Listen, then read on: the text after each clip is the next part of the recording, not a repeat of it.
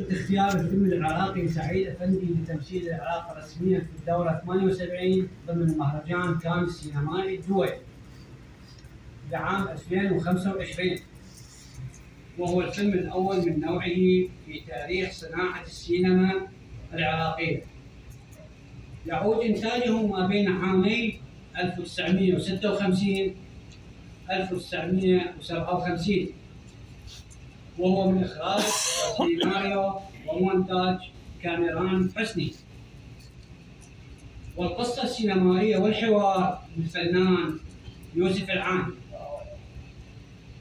فيلم سعيد افندي مقتبس عن قصة اسمها شجار للقاص والكاتب المسرح العراقي أدمون صدري، المولود عام 1921، والذي كان يعمل موظفا في البنك المركزي العراقي، والذي وافاه الأجل يوم 28 آذار 1975 أثر حادث مروري مؤسف رحمه الله.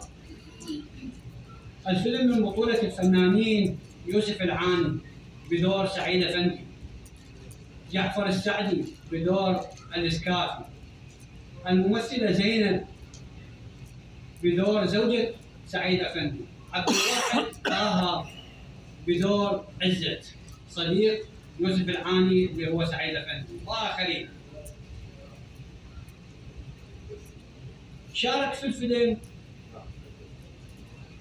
الفنان وقار المقام يوسف العمر، وشارك من ضمن زمرة الكومبارس الشخصية البغدادية المعروفة دعبول البلان، اللي كان عنده علاقة ويا نور سعيد سابقا. صورت مشاهد الفيلم الداخلية والخارجية في أحياء وشوارع بغداد، منها مستشفى فيضي والحيدر خانة وشارع الرشيد.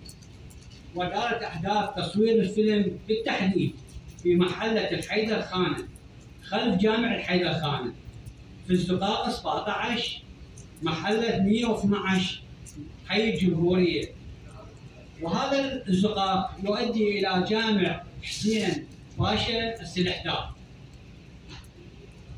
بالمناسبة حاليا تغيرت المنطقة بالكامل ما عدا المحل اللي اشترى منه يوسف العاني اللي هو سعيد افندي، اشترى من عنده الصماطه. زوجة سعيد افندي قالت له سعيد من تطلع جيب لنا وياك صماطه.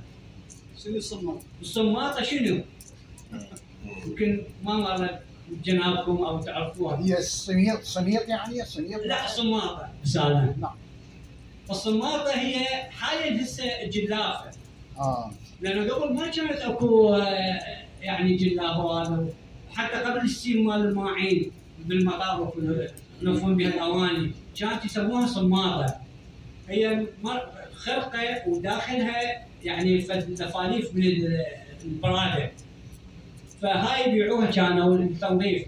واللي ما كانت قبل اكو زاهي او منظفات اخرى، او كانوا يستخدمون تراب الحنطه وصابون او البزون سابقا مال شركه الزيوت العراقيه اللي بطريق المعسكر كان شركه.